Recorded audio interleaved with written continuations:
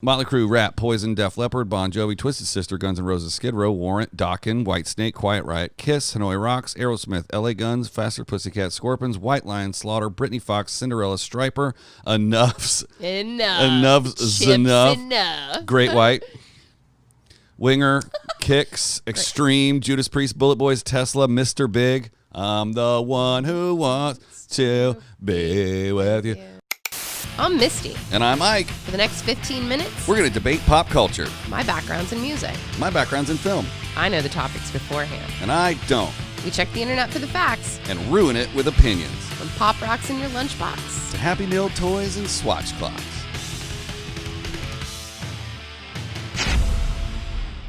Hello, Misty. Hello, Ike. I have a question. If I don't have an answer, I'll make one up. Okay. Why are we dressed like this? Because it's 80s hair metal week. The whole week. The whole week. We're wearing this stuff all week. All week. All right. All week. All week. I'm going to be real honest with you. Mm-hmm. Regardless of what you might think about the way I dress and have a mohawk, I don't really know a whole lot about 80s hair metal. Okay. Well, the first thing that I need to probably let you in on is that a lot of 80s hair metal guys did not have mohawks. Cool. That was a little bit later and a different scene. Great. So I would have been more of a punk rocker. You would have gone to go see the Germs probably more than Motley. I have seen the Germs. So have I. I think we might have gone. Did we go together? In Hollywood? I think so, actually. It was when our friend Shane West was singing with the Germs. Yes. Playing Darby Crash in the movie. And that dude that plays in the Foo Fighters was there. Pat Smear. It's Mr. Smear. A germ. Yeah. And an original germ. Yeah. Misty and Ike's big Hollywood inside scoop. Yeah, right? Yeah. Well, that's exciting to me that you don't know that much about it, because I, as a little, 12-year-old kid in Kansas, lived for this kind of thing. Yeah. And when I was 12, we were burning albums. We would buy them to burn them in the Bible Belt because it was Satan's music. Okay, well, most of these I had on tape. Ooh. Yeah. Okay. My tape collection was heavy. It was junior high. Did you make a mixed tape? I did make a lot of mixtapes, but those came after. An HMMT? Actually, they came before. Yeah. You missed my acronym. HMNT. HMMT. Homemade hair metal mixtape. Hair metal mixtape. I actually did it because there were entire radio stations that all they did the entire time was play this. So you didn't really need a mixtape. Yeah. You just turn on the radio and it was everywhere. Did you have a tape recorder that could record off of the radio? I did. Oh man, I did that in the phase I was in before this, which was Janet Jackson, New Kids on the Block, Paula Abdul, that kind of thing. All right. Well, before you tell us about, why don't you tell us about my first lesson in hair metal, and then I'll start the timer. Okay. Our first episode on this fine Monday. Episode 46. What's up? Episode 46. What's up? We're gonna do the history of hair metal. Okay, that's a good place to start. I think it's a great place. Right at the beginning. Yeah, exactly. Okay, you want to do it in 15 minutes or less? I do. Or it's free. It's free anyway. Right.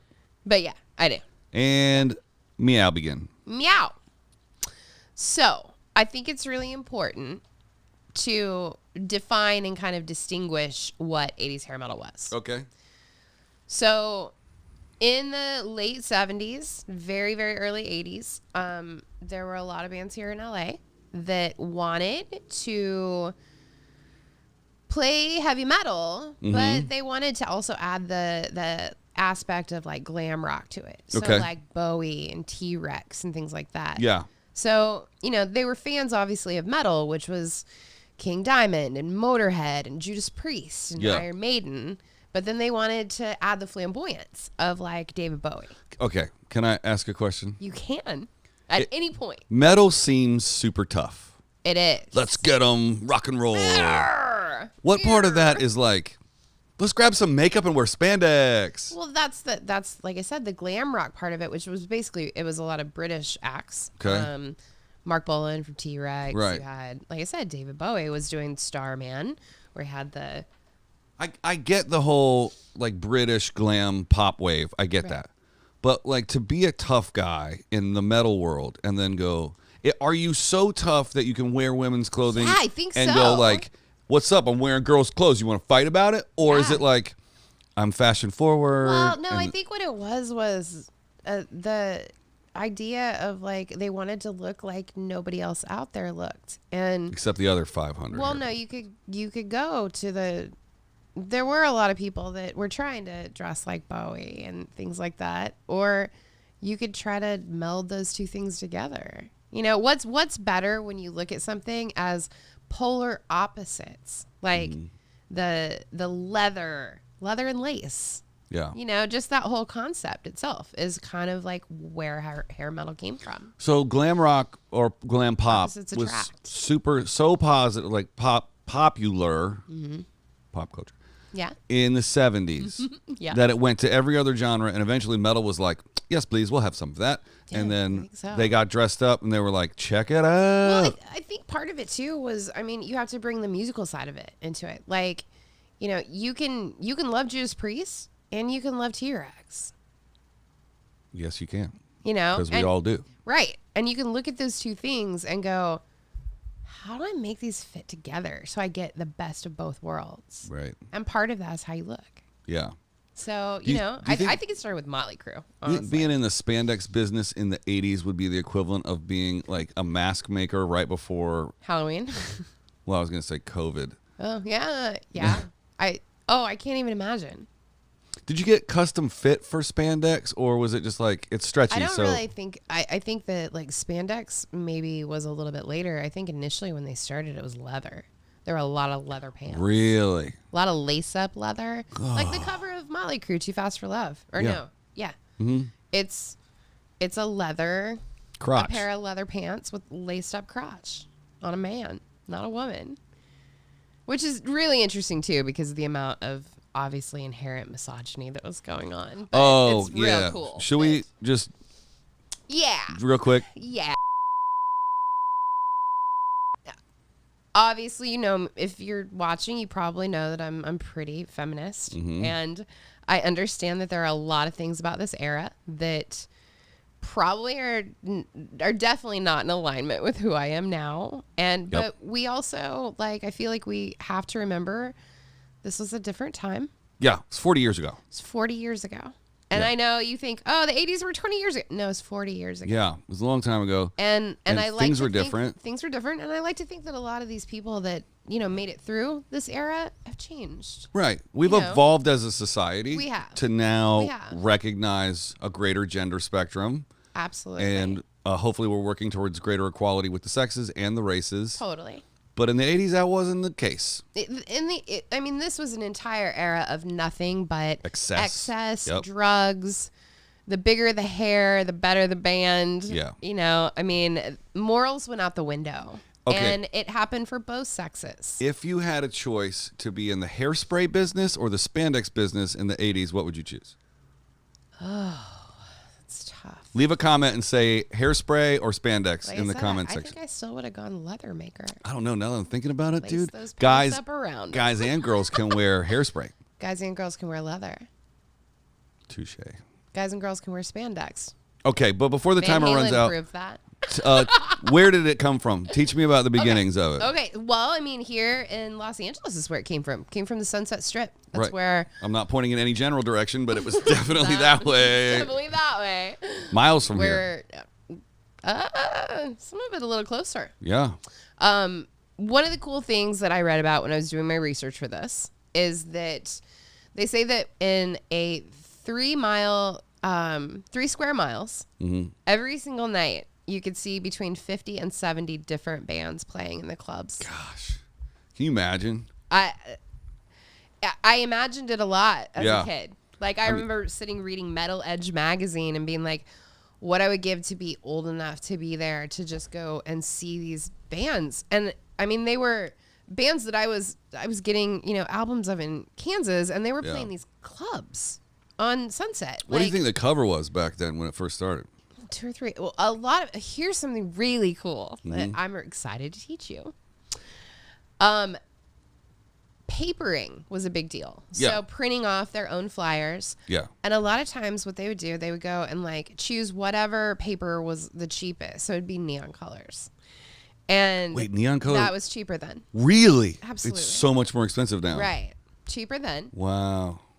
They would print off, whatever the club time, what bands were playing. But at the bottom, they would put things on it like, if you bring this flyer, 2 people admitted for free.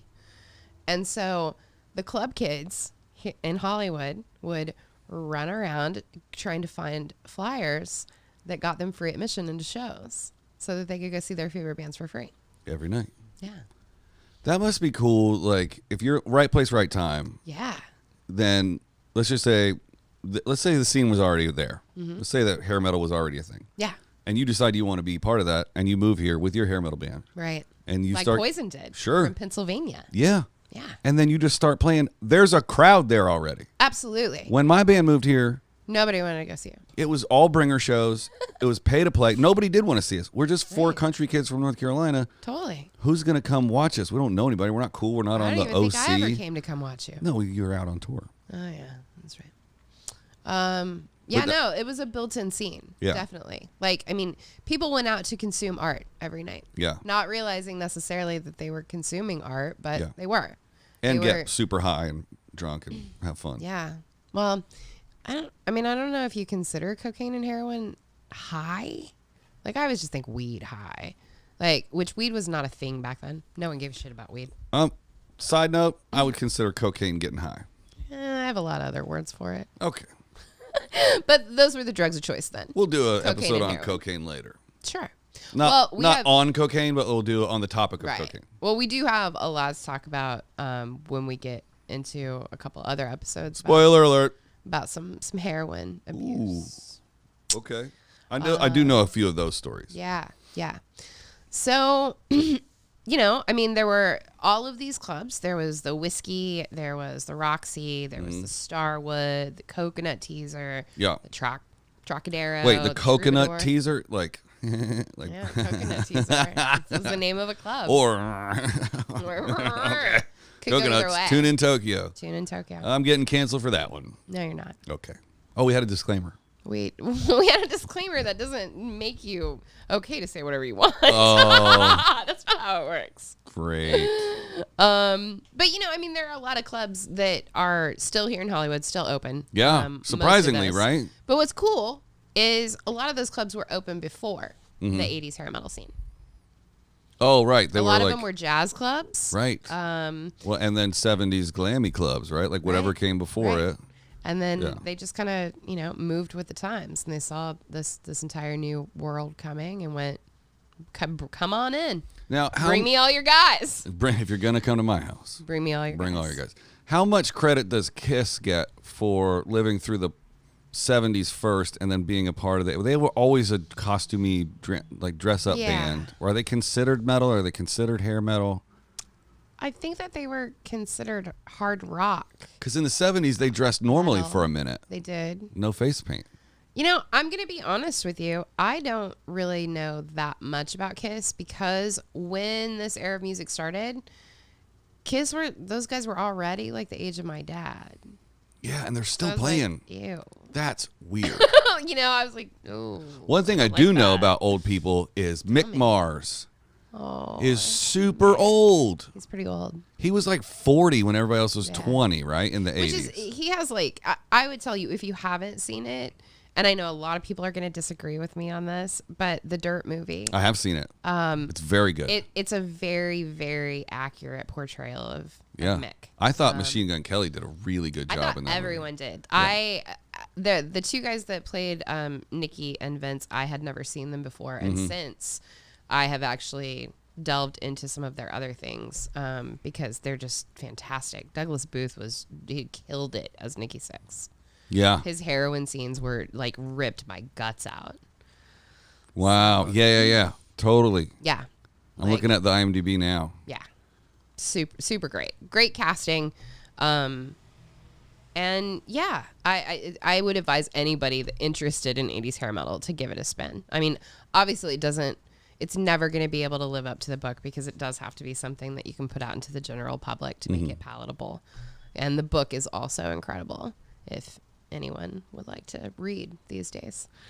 But yeah, no, I didn't get into Kiss because they were old, and I looked at like all of the other hair metal bands, and they were, you know, maybe like 8-10 years older than me. That was a lot more appealing to me than the old guys wearing makeup. Right. What was the first hair metal band that you got into? Definitely Motley Crue. Yeah? Yeah. Were they the top? Like, they're the big guys? To me, they are. Yeah. To me, hair metal wise, absolutely. Motley Crue, Poison, Guns N' Roses. I also loved, there were a couple of like smaller bands that, you know, didn't quite make it that big. There was a band called Trickster, and they were like the high school version. Yeah. And which meant they were only a few years older than me. Like a boy band, so I was like, for metal. A metal boy band. I loved them. Metal boy band. Loved them. No. PJ Farley was my favorite. But they made great music. You know, Slaughter. Yeah. Britney Fox, Faster Pussycat. You know what I'm seeing on this list is qualified as hair metal, but he survived through all of it. There's quite a few people that did make it out of it. But Bon Jovi evolved. Yeah. Like, he was super hair metal in the 80s, and then in the 90s, he was just himself. Well, the weird part is I'm not sure he was ever hair metal. He just had big hair.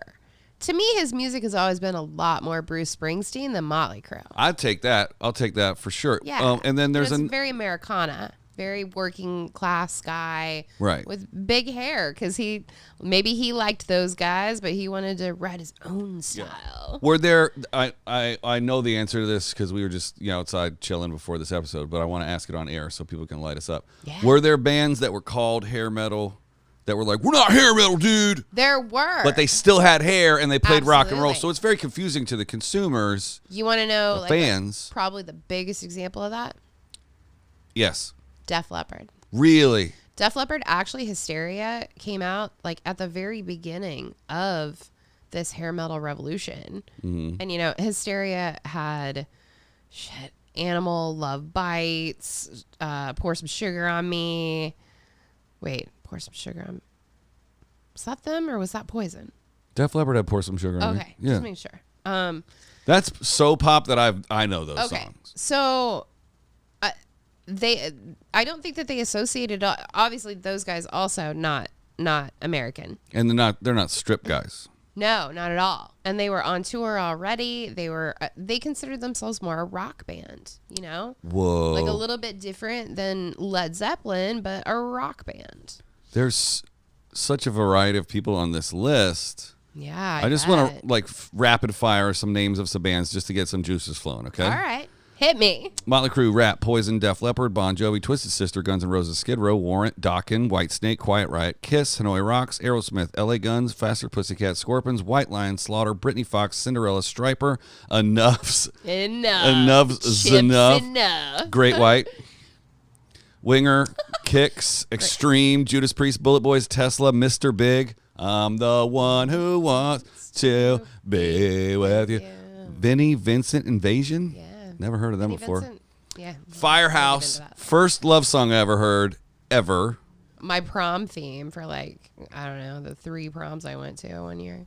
Wasp, Vixen, Y&T, Night Ranger, See, I don't consider them hair metal. Pantera, Damn Yankees, Dangerous Toys, Bang Tango, Black Sabbath, New York Dolls, Pretty Boy Floyd, and Black Trickster. Sabbath, definitely not hair metal. There's a lot of them in there that they're rock bands. They weren't hair metal bands. This beat slaps. Oh, this beat slaps. I'm going to stop saying that. Is that the end? That was 15 minutes. Oh my gosh, this week is going to be so much fun. We're going to have to pick this back up where we left it off. We are. We have more for you. Light us up, guys. Light us up in the comments if you know more about hair metal than I do. Probably do. You definitely do, but you don't know more about it than Misty. I don't know about that. But what were they going to vote on earlier? Something. Oh, well, we have these fantastic posters behind us. Yes. And what we were going to do is we were going to ask anyone that's watching if they want to share these episodes. Whoever shares the most episodes, we'll send them these posters from our set. Oh, yeah. The top 2 people who share this on Facebook the most will get a signed comment and poster. be all around If you interactive get up in our integration, is what we call it in the social media world. If you light us up this week and share this with all your friends, you're going to get one of these 2 posters. Top person takes their pick. Second person gets what's left over. Yeah. We'll sign the back so we don't pollute the front.